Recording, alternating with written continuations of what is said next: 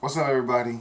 It's your boy G underscore Money Raiders coming to you today with another edition of my take of our Oakland Raiders. With a big victory win last night against the Kansas City Chiefs, 31-30. Now, I want to say this. I want to give a congratulatory meaning, shout out, whatever you want to call it, to the coaching staff, to Derek Carr. Because the simple fact is, in this game, they just went all out. They went all out in this game right here. Period. Period. Point blank. They went all out. They stopped doing the little rinky-dink dunk plays of passing 3 and 4, 5 yards from the line of scrimmage, and looking for people to people to catch the ball and then do what they need to do afterwards. No, they did bigger plays. They threw the ball down the field 10, 12, 15, 20, 30 yards down the field. You know what I'm saying? First play of the game from the offense was a flea flicker for a touchdown to Amari Cooper. I mean, come on, man. You can't get no better than that. I'm going to say this. Derek Carr looks to be back now. He looks to be back. Pre ankle injury, pre foot, when he broke his fibula injury, because I feel like, when he broke his fibula, he was a little antsy because they were trying to hurry him get the ball out quicker. So he's throwing these balls out quicker, and everybody's like, Derek Carr's getting the ball out. Derek Carr getting the ball out in 1.9 seconds, 1.8 seconds, whatever it is. Man, sometimes you got to let plays develop longer than 1.9 seconds. Sometimes some plays need to be developed in 2 or 3 seconds to give them that chance. And I really totally feel like in this game, they really did that in this particular game. I want to give the offensive line kudos. No sacks in this game. Everybody blocked. Everybody held their responsibility. Everybody did what they were supposed to have did. So kudos to the offensive line. Amari Cooper. I'm going to say this to everybody. I personally don't think it was because of the fact of the matter of the way Todd Downing was calling plays. What I think what it was is them moving Cooper into the slot position a little more. That freed him up because in the slot position, a slot receiver can go in or out on any play, and the defender doesn't have to have the the know-it-all or knowing that he can do this or that. Now I understand on the first play with the flea flicker, he was on the outside and he ran a like a sort of a I'm going to think that make you think I'm going to stop and get the run here. I'm going to get the play here, but then I'm going to end up going. So I give him kudos to that. Crabtree, big. He came up big. And what I don't like with Crabtree is when him and Donald Penn got into it on the sidelines. I need to, we need to really get out of that spectrum with each other. I understand family members fight, but you fight in the locker room. You don't show that on TV, where people can see it so they can report stuff like that. But all in all, Crabtree comes up big as normal as always. So props to Crabtree, props to Cooper. The one person that I really want to give a major props to that I'm starting to like even more is actually two people, Cook and Cordell Patterson. Cordell, with that one-handed catch you did, big dog, that was big because that was a third down. That was third down, and you got that. Cook, I'm very happy with you getting that 4th and 11 that we needed for the first down in the middle of the field. Man, that was big. That was big. That was big. That was really big for us right there because that was the game right there. You don't catch that, that's it. Game over. We don't win this game. So I want to give the props to that to y'all. Marshawn, I got to say this to you.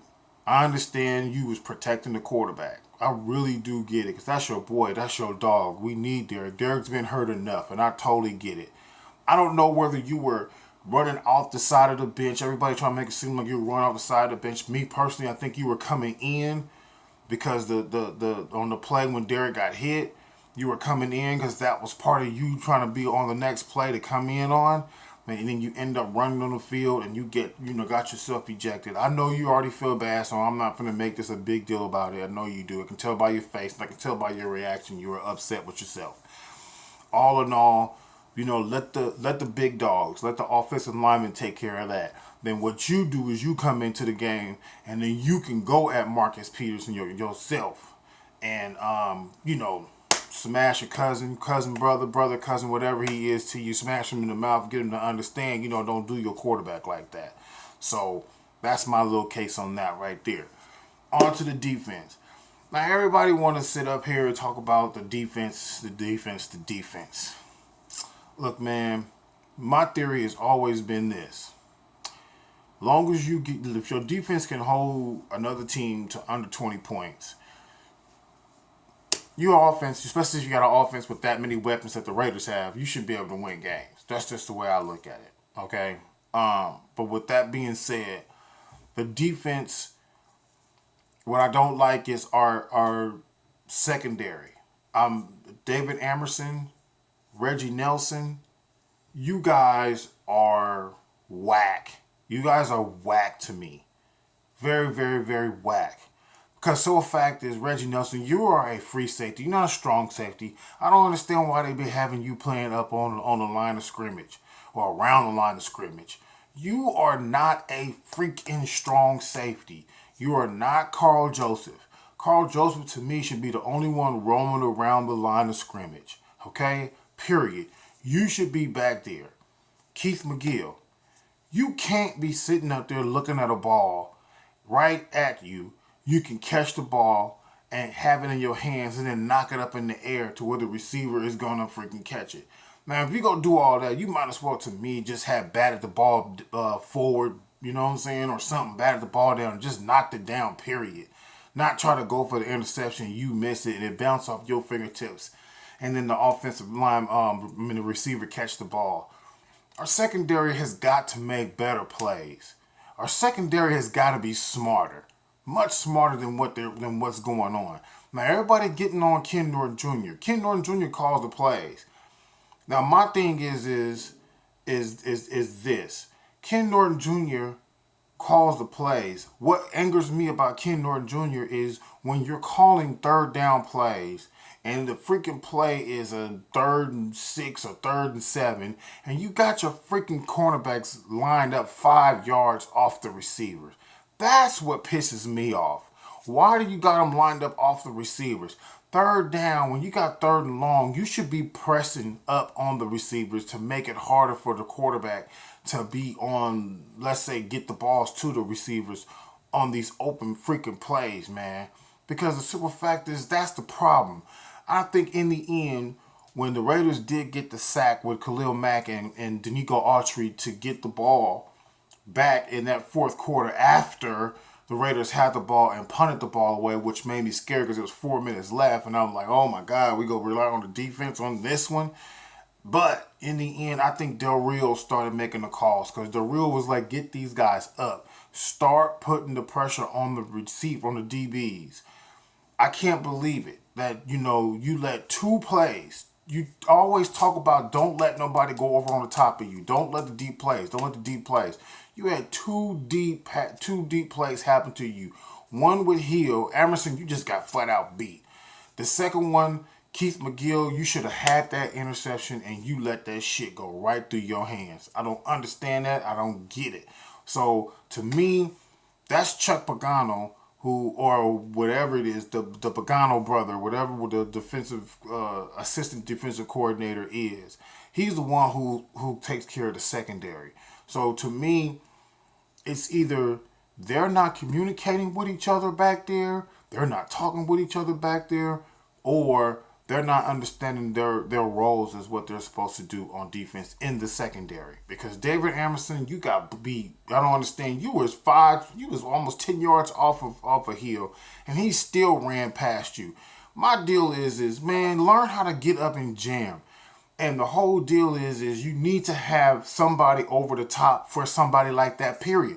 I don't care if it's Smith. I don't care if it's Amerson. I don't care if it's Conley. I don't care if it's none of them guys. Y'all know how fast Hill is, period. You know, if you're going to be one-on-one with somebody, you need to have somebody over the top, period. That's just the way I look at it, especially if you go run a defense like that. So My deal is I'm giving the offensive A, I'm giving the defense a C plus because of the fact of the matter of you got the big stop down, the big stop over on the fourth down play where we needed the most. Khalil and Autry got the sack. So congratulations to our new middle linebacker, Navarro Bowman. Man, I saw you. I saw you in the game. And that's what I like to see. I saw you in the game.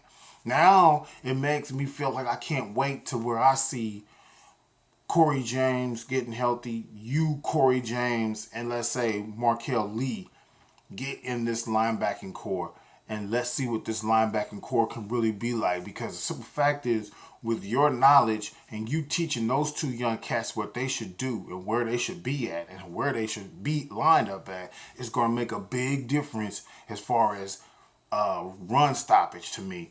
Because Justin Ellis, Jelly, you did your thing, big dog. You held your ground because Rush didn't go off on us on the game like he could have.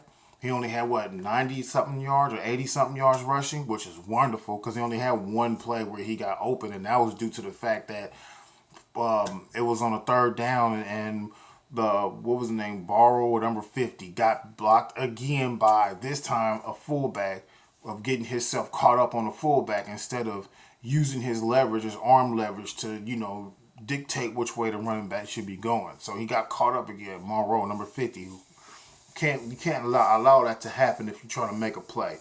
Other than that, that was, like I said, everything was good. Trevecchio, your two field goals you missed. One was blocked and the other one you just flat out missed. You barely missed it, but you missed it. But don't worry about it, man. It is. That's the life of a kicker. Stop thinking about Janikowski. You just go out there and kick those balls. You just go out there and worry about you. Period. That's all that matters. That's all you should worry about. Worry about you. Don't worry about Janikowski. So you did what you needed to do. You kicked the game-winning extra point for us to win 31-30. We needed this victory. This victory was much, much, much needed. So overall, I give the whole grade of this team in this game a B plus, almost an A minus. It was some stuff in there that was a little shaky. The reason why I won't just give it a straight A plus, because there was some stuff in there that was kind of like shaky. But overall in this game, I give the team a B minus, close to it, more close to an A. Because they didn't drop, they didn't fall, they didn't, let things get to them and say, oh, we can just let our guards down because we're not going to win this game. They stuck in there, they held in there, and they did what they were supposed to do. So that's my take on this game. Big win. We needed it because now we're only 2 games behind Kansas City for the division. The division is still within our sights because all we got to do is beat the Chargers, beat Denver on their home floors, and then turn around and go and beat Kansas City and you right back in the mix with everything. So this is your boy G_Money Raiders, aka Galen, signing off. Get your likes, get your shares for me. Comment, like I always say, hit that bell button if you're just now watching my videos for the first time so each week I'm coming through and I'm coming out to watch everything. I can't wait to hear what Papa and Bonte and Lorenzo and Joe Fortenberg and Dan Dibley got to say today when I watch this, man. I can't wait, man. I just want to hear what they have to say. Peace out. Happy Friday to y'all. We get 10 days off. Let's relax and let's everybody get acclimated to the new player, Navarro Bowman. Right on, Navarro. You made yourself, accountable because you had the green dot, big dog. So that's my take on everything. Love you guys. Peace out.